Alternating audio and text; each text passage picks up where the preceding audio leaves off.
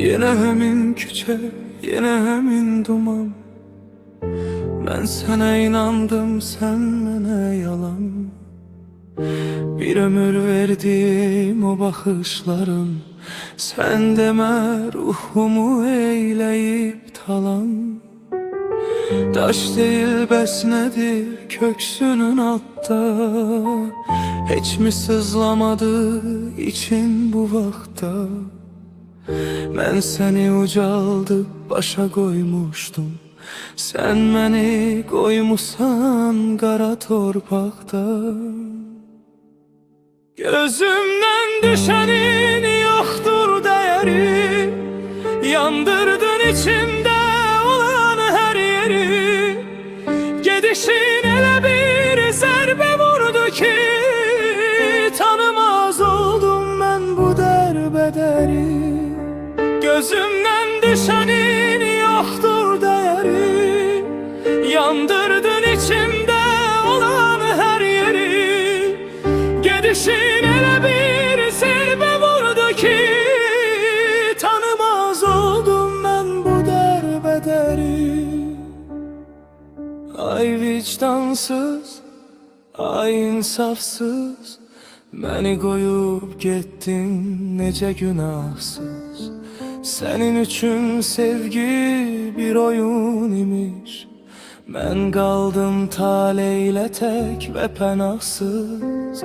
Yüreğim mühürlü, ruhu karanlık, senin eşkin imiş cemi bir anlık.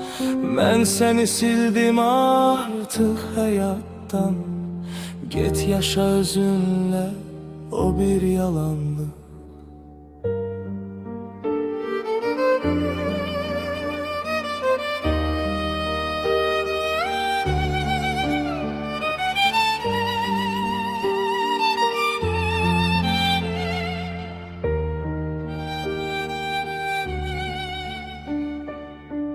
Zamanı gelecek, sen de yanarsan, bitirdiğin eşki onda anlarsan.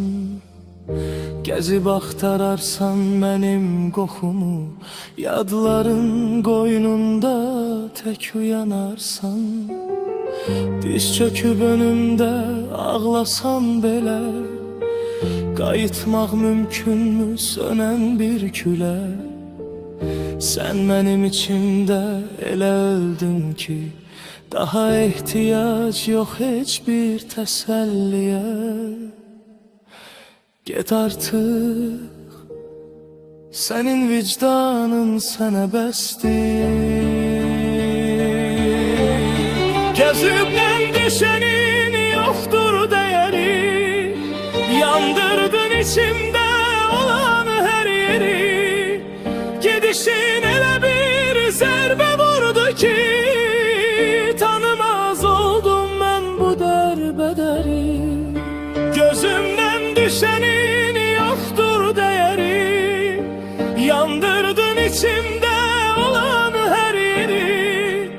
Gidişin ele bir zerbe vurdu ki, tanımaz oldum ben bu derbederi. Tanımaz oldum ben bu derbederi.